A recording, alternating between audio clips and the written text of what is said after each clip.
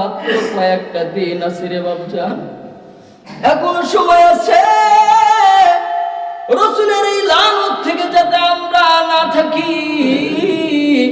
জিবরাইল যে কথাটা বলেছেন, এটা কি বলেন তো জিবরাইলের কথা না আল্লাহর কথা? আল্লাহ বলতেছেন যারা রমজান পাইছে কিন্তু রমজান ঠিকই শেষ হয়েছে, গুনাহ মাফ নিতে পারেনি, ওরা ধ্বংস হবে। এ বন্ধু শোনো, রমজানের প্রথম 10 দিন হলো রহমত। নবী আলাইহিস সালাতু ওয়াস সালাম 3 ভাগে ভাগ করেছেন রমজান। রমজানের প্রথম 10 দিন রহমত কিন্তু ঠিকই চলে গেছে, কিন্তু আমরা কি রহমত নিতে পেরেছি কিনা এটা কখনো ভেবেছি? রমজানের দ্বিতীয় 10 দিন হলো মাগফিরাত।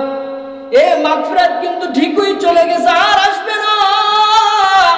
সামনেতে হায়াত থাকবে কিনা এটাও জানি না। কথা কোন ঠিক না ঠিক? আল্লাহ তাআলা বলেন আল্লাযী খালাকাল মাউতা ওয়াল হায়াতা লিয়াবলুয়াকুম আইয়ুকুম আহসানু আমালা ওয়া হুয়াল আজিজুল গফুর। আল্লাহ তাআলা বলেন আমি মানুষের সর্বপ্রথম মৃত্যু নামক বস্তুটাকে সৃষ্টি করেছি, এরপরে হায়াত দিয়েছি। যদি মানুষের হায়াত না থাকতো, শুধু মৃত্যুই থাকতো, মানুষ আমল করতে পারতো না। আবার যদি শুধু হায়াত থাকতো, মানুষ মরতো না, শুধু হায়াত দিত আল্লাহ, মানুষ মরতো না, তাহলে মানুষ আল্লাহকে ভয় করতো না। কথা বলেন ঠিক না ঠিক? যদি মানুষকে আল্লাহ তাআলা মৃত্যু না দিতেন, আজকে জুমার দিন এই 25টি রমজান পর্যন্ত যারা আমরা রোজা রাখছি, এখন পর্যন্ত আসছি, উপস্থিত হয়েছি, আমাদের সকলেরই একটা বিষয় চিন্তা করা দরকার যে আল্লাহ পাক রব্বুল আলামিন এই রমজানের রোজা কেন আমাদেরকে দিলেন, এর মূল কারণটা কি? আর সেই রোজা আমাদের কাছ থেকে বিদায় নিয়ে গেল, এখনো কি আমরা সেই কারণ তালাশ করেছি? অথবা আমরা এই কারণ জানার পরেও কি সেই কারণের পরিপূর্ণ আমরা জেনে শুনে আল্লাহ যে উদ্দেশ্যে আমাদেরকে রমজান দিয়েছেন তার হক কি আদায় করতে পেরেছি? এখন পর্যন্ত যারা আমরা এটা করতে পারি নাই, এখন পর্যন্ত যারা আমরা এটা করতে পারি নাই, আমাদের জানা দরকার, বোঝা দরকার যে আল্লাহ পাক রব্বুল আলামিন অন্যান্য উম্মতের উপরেও রোজা ফরজ করেছিলেন, কিন্তু তাদের উপরে রমজানের মাস, অর্থাৎ এই রমজান মাস পুরো মাস রোজা ফরজ ছিল না। অন্যান্য উম্মতদেরকে আল্লাহ তাআলা হায়াত দিয়েছেন, হাজার হাজার বছর, 100 বছর, 500 বছর, 1000 বছর পর্যন্ত তাদের হায়াত ছিল, কিন্তু এই উম্মতের হায়াত 60 বছর, 70 বছর, সর্বোচ্চ 100। এখন বর্তমানে তো তাও আর হয় না।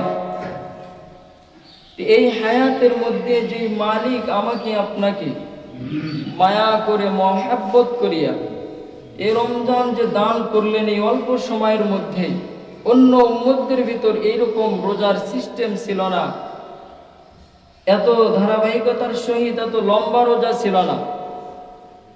কিন্তু আমাদের উপর যে লম্বা রোজা আল্লাহ তাআলা দিলেন, কেন দিলেন, কি জন্য দিয়েছেন? অনেকেই আছে এটা নিয়ে চিন্তাও করি না, আর অনেকে জেনে শুনে হেলায় দোলায় আমরা কেটে দিয়েছি, ঠিক না বে ঠিক? বিভিন্নভাবে আমরা সময়গুলোকে পার করে দিয়েছি, কিন্তু আল্লাহ পাক রব্বুল আলামিনের কাছে আমাদেরকে জিজ্ঞাসিত করবেন আল্লাহ তাআলা। ওই দিন আল্লাহ আমাদেরকে শুনবেন। আর রমজানের সবচাইতে এই যে শেষ সময় চলে আসছে, আল্লাহর পয়গম্বর সাল্লাল্লাহু আলাইহি সাল্লাম বলতেছেন, একদিন আল্লাহর নবী মসজিদে নববীতে ঢুকলেন। মসজিদে ঢোকার পর রাসূল আকরাম সাল্লাল্লাহু আলাইহি সাল্লাম সাহাবাদেরকে মিম্বরের দিকে ডাকলেন। সাহাবারা মিম্বরের পাশে এসে বসলেন এবং আল্লাহর নবী সাল্লাল্লাহু আলাইহি সাল্লাম যখন মিম্বরের প্রথম সিঁড়িতে পা দেন তিনি বললেন আমিন। যখন দ্বিতীয় সিঁড়িতে পা দিলেন তিনি আবারও বললেন আমিন। যখন তৃতীয় সিঁড়িতে উঠলেন, তৃতীয় সিঁড়িতে উঠেও তিনি বললেন আমিন। আলোচনা শেষের পরে নবী আলাইহিস সালাতু ওয়াস সালাম যখন মিম্বর থেকে নামলেন, সাহাবারা জিজ্ঞেস করলেন, ইয়া রাসূলুল্লাহ, আজকে মিম্বরে যেই আচরণ, যেইভাবে আপনি উঠছেন বা যেই ভঙ্গি করেছেন, ইতিপূর্বে কখনো এটা দেখে নাই, আমাদেরকে এটা আশ্চর্য লেগেছে। এটা কেন করলেন আজকে? কে বলতেছেন? সাহাবারা আল্লাহর নবীকে বলছেন। আবারও বোঝেন, নবী প্রথম ঢুকছেন, ঢোকার পরে বলছেন, সাহাবীদেরকে মিম্বরের দিকে ডাকছেন। সাহাবারা মিম্বরের আশেপাশে এসে কি করছেন? বসে পড়েছেন। নবী আলাইহিস সালাতু ওয়াস সালাম প্রথম সিঁড়িতে পা দিয়েছেন, কি বলেছেন? আমিন। জোরে বলেন, কি বলেছেন? আমিন। দ্বিতীয় সিঁড়িতে পা দিয়ে কি বলেছেন? আমিন। তৃতীয় সিঁড়িতে পা দিয়ে কি বলেছেন? আমিন। সাহাবারা জিজ্ঞেস করলেন, ইয়া রাসূলুল্লাহ, এটা নতুন আঙ্গিকে দেখলাম, এরকম কখনোই দেখে নাই, এটা কি কারণ? এটা একটু আমরা জানতে চাই। وقال رسول الله صلى الله عليه وسلم وقال رسول الله صلى الله عليه وسلم إن جبريل عليه السلام عرضني নবী আলাইহিস সালাতু ওয়াস সালাম সাহাবীদেরকে বললেন, ও আমার সাহাবারা শোনো, আমি কেন তোমাদের কাছে আমি ডাকলাম, তোমরা এদিকে আসো, বসো। যখন তোমরা মিম্বরের কাছে আসে বসিয়ে পড়ছো, যখন আমি প্রথম সিঁড়িতে আমার পা রেখেছিলাম, এমন সময় জিবরাইল আলাইহিস সালাতু ওয়াস সালাম আমাকে এসে বলে, ফাকাল বাউদা মান আদরাকা রমাদান, যারা রমজান মাস পেল কিন্তু রমজান শেষ হয়ে গেল, তার গুনাহ মাফ করতে পারল না। কই ফালাম ইগফার লাহু, গুনাহ মাফ করতে পারল না। ফাকুলতু আমিন। আল্লাহর পয়গম্বরের কাছে জিবরাইল আমিন এসে বলতেছেন, ওই ব্যক্তি ধ্বংস হোক যারা রমজান পেয়েছে কিন্তু রমজান চলে গেছেন, গুনাহ মাফ করতে পারে নাই, সে ধ্বংস। নবীকে বললেন, আপনি বলেন আমিন। আমি তখন বলেছি আমিন। কি বুঝলেন? জিবরাইল আমিন এসে বলতেছেন, যখন জিবরাইল আমিন এসে আমাকে বললেন, যারা রমজান পেয়েছে কিন্তু রমজান ঠিকই শেষ হয়েছে কিন্তু তার গুনাহ সে মাফ করতে পারে নাই, ওই ব্যক্তি ধ্বংস হোক। তখন আমি বলেছি আমিন। সুবহানাল্লাহ। 2 নম্বর বলতেছেন, যারা আমার নাম শুনেছে, নাম শোনার পরও যারা আমার প্রতি দরুদ পড়ে না, তারা ধ্বংস হোক। আমি তখন বলেছি আমিন। ফাকুলতু আমিন। আমি তখন বলেছি আমিন। 3 নম্বর বললেন, যারা বৃদ্ধ মা বাবা যারা পেয়েছে, বৃদ্ধ মা বাবাকে পাওয়ার পরও যারা জান্নাত ইনকাম করতে পারে নাই, জান্নাত যারা কামাই করতে পারে নাই, ওই ব্যক্তির উপর আল্লাহর লানত, সে ধ্বংস হয়ে যাক। রাসূল বললেন আমিন। বন্ধু, এই 2টা নিয়ে আমার কথা নয়, কথা হলো প্রথমটা নিয়ে, যেটা আল্লাহ তাআলার পয়গম্বরকে জিবরাইল বলতেছেন, ও আল্লাহর দোস্ত, ও আল্লাহর হাবিব, যারা রমজান পেয়েছে, রমজান পাওয়ার পরও যাদের গুনাহ তারা মাফ করতে পারে নাই, সেই ব্যক্তি ধ্বংস। তখন আমি বলেছি আমিন। বন্ধু, যারা এখানে উপস্থিত হয়েছেন, কতই না গুনাহ আমরা জীবনে করেছি, কতই না নামাজ আমরা কাজা করেছি, রমজানের রোজা অবস্থায় কতই না ফাহিশা কথা বলেছি, শুধু সিহারি খাইলাম আর সারাদিন মনারে থাইকা ইফতার করলাম, এটার নাম কিন্তু রোজা নয়। এই যে হাত দেখতেছেন, হাতেরও রোজা আছে। চোখ দেখতেছেন, এই চোখটারও কিন্তু রোজা আছে। পা, এই পাটারও কিন্তু রোজা আছে বাবা। জিহ্বা, এই জিহ্বাটারও কিন্তু রোজা আছে। তোমার পুরো শরীরের অঙ্গ প্রত্যঙ্গ যা কিছু আছে, প্রত্যেকটা জিনিসের রোজা আছে। এই হাত দিয়ে যদি কেউ রোজা অবস্থায় অন্যায় কাজ করে, অন্যায় কাজের সাথে শরীক হয়ে যায়, এই হাতের গুনাহ, এই হাতের রোজা তার কাছ থেকে বিদায় নিয়েছে। যদি কেউ রোজা অবস্থায় সময় জবান দ্বারা ফাহিশা কথা বলে তার রোজা, এই যে জবানের রোজা নষ্ট হয়েছে। কেউ যদি চোখ দ্বারা বেগানা নারীকে ইচ্ছা করে দেখে তার চোখের রোজা নষ্ট হয়েছে। কেউ যদি চোখ দ্বারা রাতের অন্ধকারে যদি মোবাইলটা চালু কইরা কেউ দেখে না, দেখেন কে? আর একটু জোরে বলেন, কে দেখে? মনে করতেছো বাবা আমাকে কেউ দেখতেছে না, ঘরের ভেতর তুমি উলঙ্গ বেহায়াপনা, মোবাইলের ভেতর তুমি ছবি দেখতেছো। যুবক, তোমার চোখের কোনা চলে গেছেন। আল্লাহ তাআলা মেধা দিয়েছেন, মেধা দিয়েছেন, বুদ্ধি বিবেক দিয়েছেন। এই বিবেকের রোজা আছে যারা বোঝা থাকা সত্ত্বেও, জ্ঞান থাকা সত্ত্বেও যারা আল্লাহ তাআলার বিধানগুলো মানতে পারে না, আল্লাহ তাআলার আদেশ অনুযায়ী চলতে পারে না, আল্লাহ তাআলা বলেন তোর বিবেকেরও রোজা নষ্ট হয়েছে। বন্ধু, সারাদিন সকাল থেকে সন্ধ্যা পর্যন্ত আমি না খেয়ে মানুষকে বুঝাইলাম যে আমি রোজা। না না, তোমার এইটাকে রোজা বলা যাবে না, এটাকে রোজা বলা যাবে না, এইটাকে সিয়াম সাধনা বলা যাবে না। সিয়াম শব্দের অর্থ হলো নিজেকে একদম বিলীন করে দেওয়া, রমজান মাসে মালিকের সাথে পুরোপুরি সম্পর্ক তৈরি করে দেওয়া, এটার নাম হলো সিয়াম। অর্থাৎ বাবা, যা কিছু আমরা জানি যে এটা করলে ক্ষতি হবে, ওই কাজ করা যাবে না, এটার নাম হলো রোজা, সিয়াম। জানার পরও যারা মিথ্যা কথা বলে, বলেন তোমার জবানের রোজা আছে না গেছে? যারা জানার পরেও যারা গুনাহের কাজ করে, আর রোজা আছে না গেছে? জোরে বলেন, একটু জোরে বলেন, আছে না গেছে? কোরআনুল কারীমের মধ্যে আল্লাহ তাআলা বলেছেন ব্যবসা হালাল, সুদ হারাম।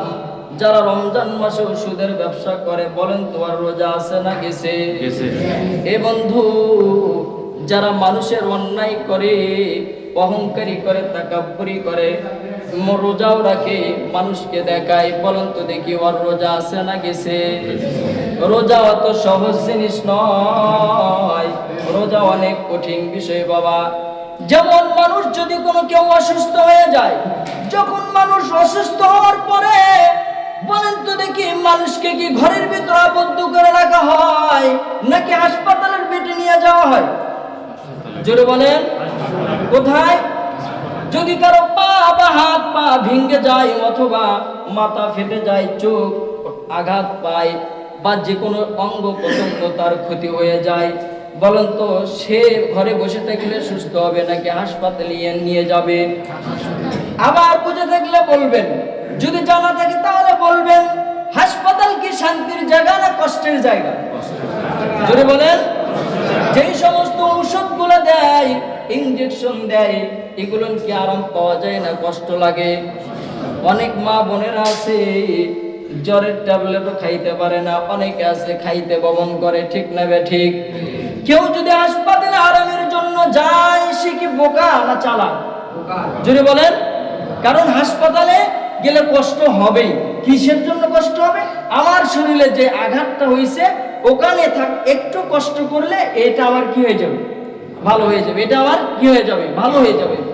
এই নওজোয়ান যুবক ভাই, বুড়া বাবারা, তোমার দুনিয়ায় মাথায় যদি আঘাত লাগে, তুমি হাসপাতালের দিকে দৌড় দাও, ওখানে হাজার কষ্ট, দুর্গন্ধ, পচা গান্ধার ভেতরে তুমি থাকো।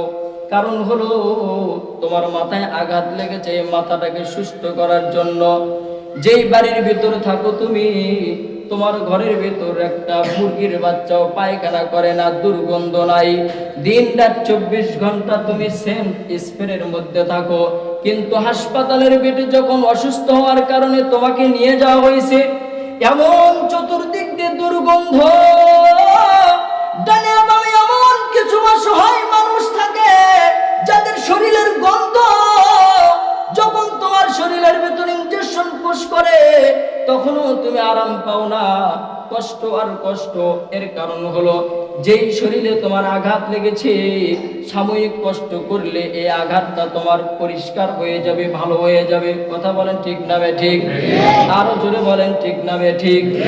এ বন্ধু, দুনিয়ার শরীরের ভিতর আঘাত থাকলে বুঝলাম ভালো হয় হাসপাতালে গেলে, কিন্তু কলবের রোগ আছে, আত্মার রোগ আছে।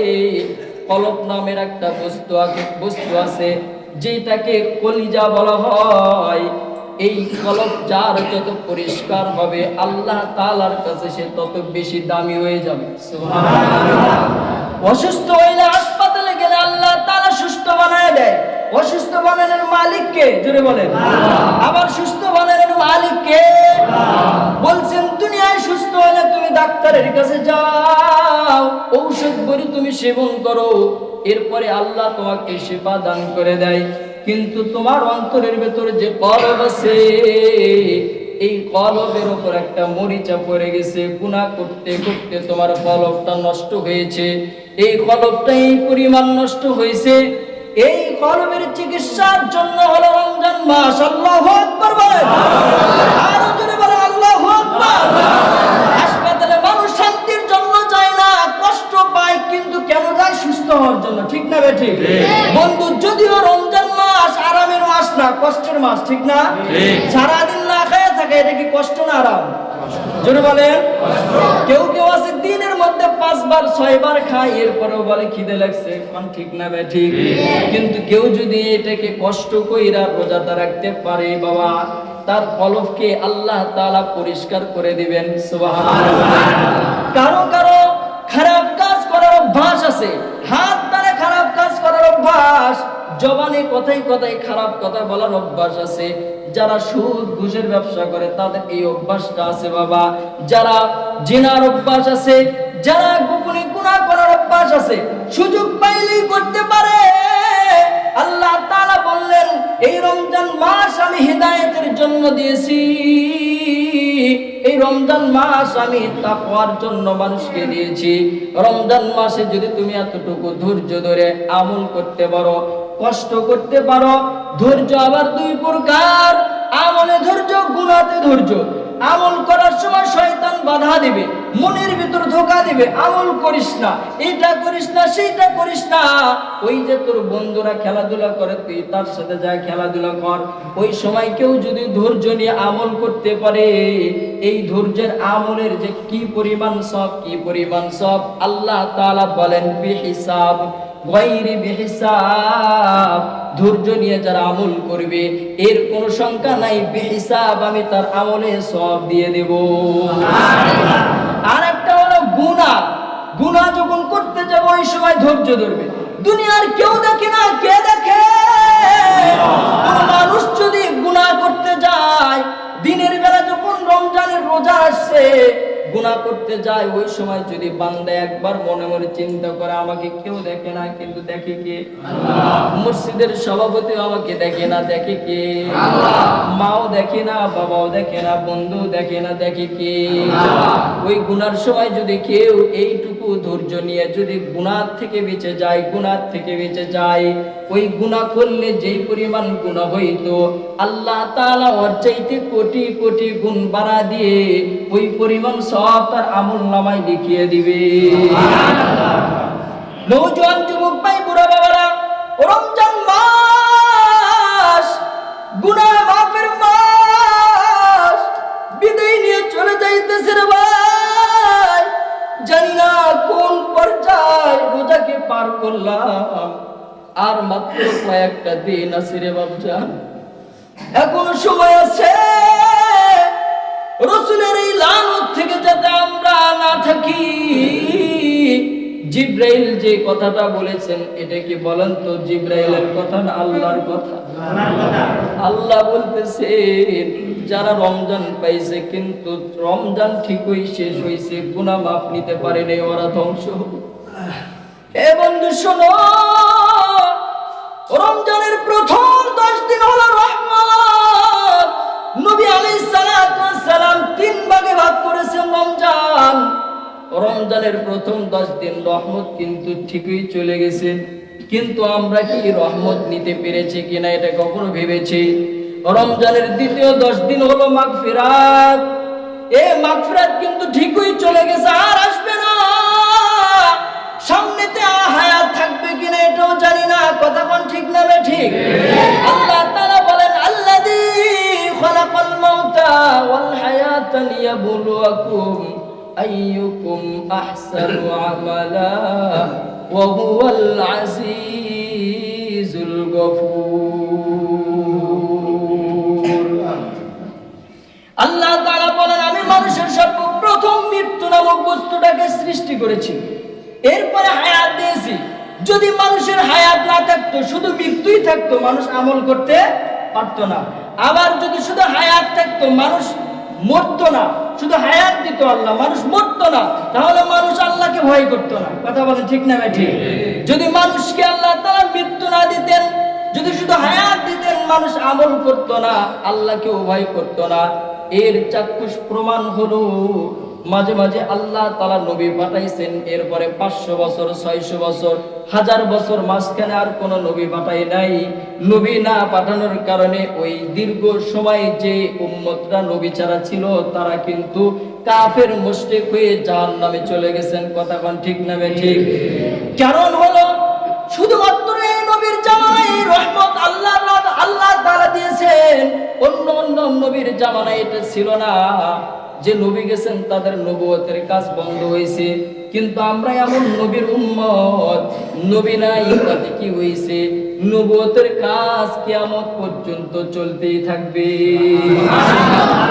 এই নবুয়তের কাজ কে করবে? বলে উম্মতের যারা হক্কানি আলেম, যারা কি হক্কানি আলেম। শুধু নামধারী আলেম হলেই হবে না, অনেক আছে নামধারী আলেম। এই সমস্ত নামধারী আলেম নয় বাবা, বুঝতে হবে যারা হক, যারা হক্কানি আলেম, এই সমস্ত আলেমরা নায়েবের নবী, তারা নবীদের কাজ করতেই থাকবে। সুবহানাল্লাহ, এটা এই নবীর পাওয়ার, অনেক বড় পাওয়ার।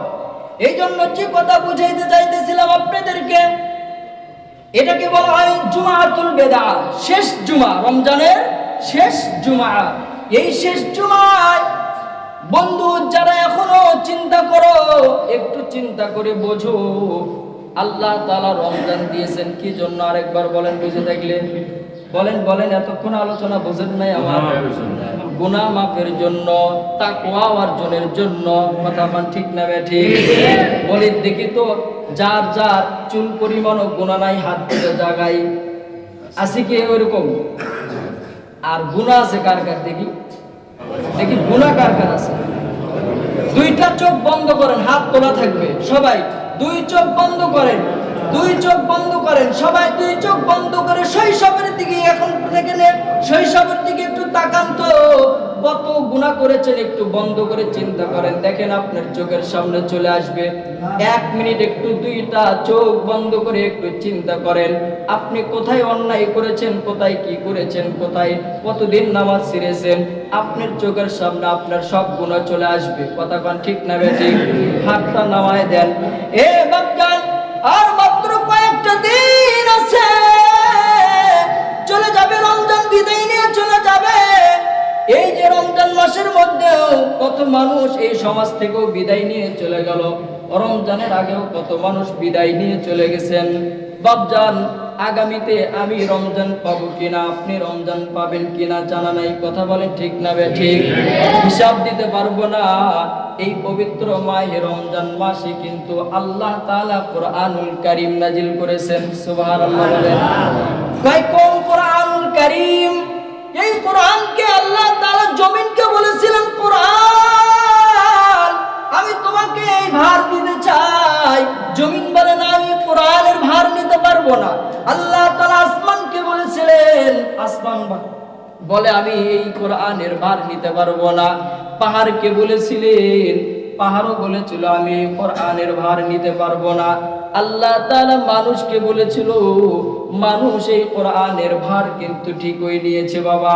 যেই দিন এই যে আমরা গুনাহ করতেছি, গুনার মাপ নিতে পারলাম না, কোরআনের সাথে সম্পর্ক নাই, কোরআনের সাথে আমাদের সম্পর্ক না থাকার কারণে হাসরের ময়দানে আল্লাহর নবী যদি বিচার দিয়ে দেয়, আল্লাহর নবী কিন্তু ঠিকই ওই দিন বলবে, ওয়াকালার রাসূল, ওয়াকালার রাসূল ইয়া রাব্বি ইন্নী কওমি ইত্তাখাযু হাদাল কুরআনা মাহজুরা। আল্লাহ তাআলা হাসরের ময়দানে মিকাইলকে বলবেন, কোরআন তোমার হাতে দিয়েছিলাম, তোমার কোরআনের হিসাব আমাকে দাও, কোরআন কোথায়?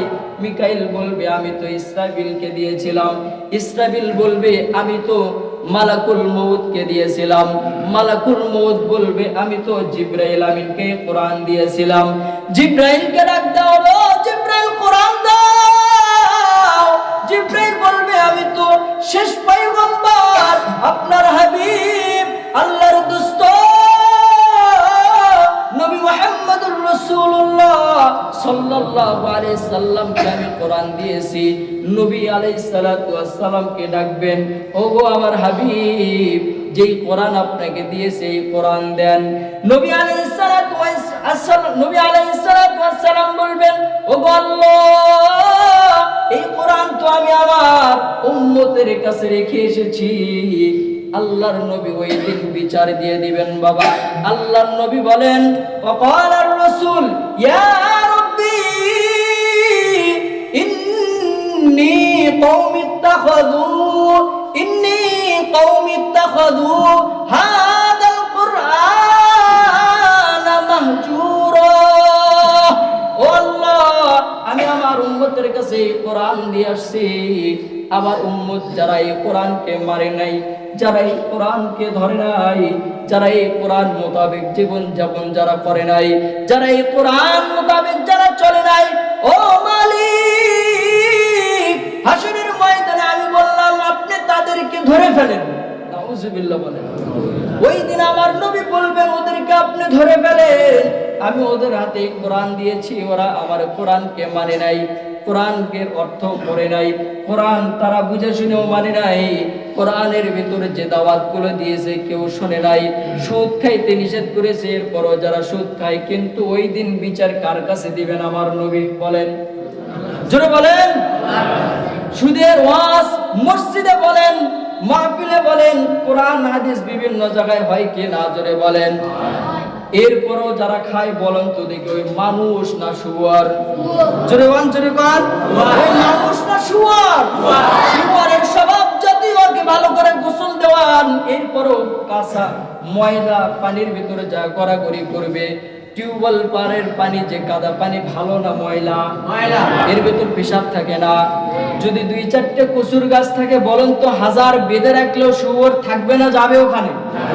কচু খাবে, আবার গায়ে ময়লাও ভরাবে। এই যারা জানা শোনার পরও যারা সুদের ব্যবসা করে, এরা আর শুয়োরের মধ্যে কোনো পার্থক্য নাই। কথা বুঝে আসছে? কথা ক্লিয়ার নাকি সমস্যা? কোনো সমস্যা থাকলে বইলেন। কথা কি বুঝতে পারছেন আপনারা? কারণ মসজিদের চাকরি যায় এই 2-4টে কথার কারণে। কারণ অনেক মসজিদের সভাপতি, সেক্রেটারি, কেশে এরাও সুদের সাথে জড়িত। কারণ কথা কইলেই তাদের চাকরি চলে যায়, ঠিক না?